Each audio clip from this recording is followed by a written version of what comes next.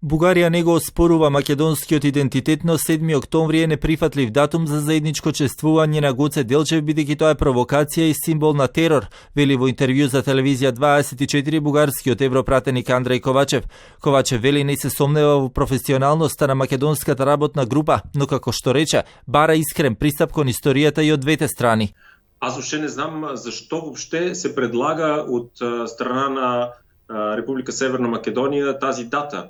Тази дата въобще за нас е пълна провокация и не може да има никакво съмнение, че на такава основа ние не може да работиме.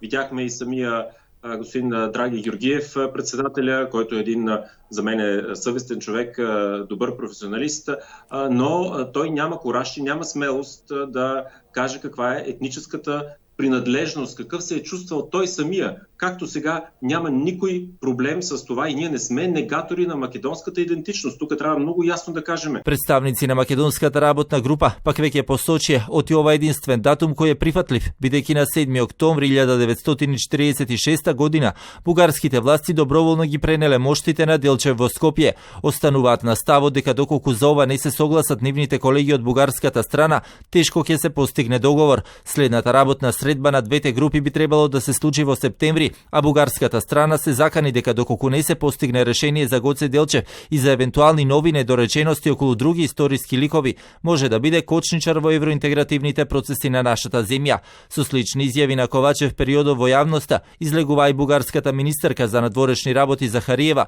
и министерот за одбрана Каракачанов.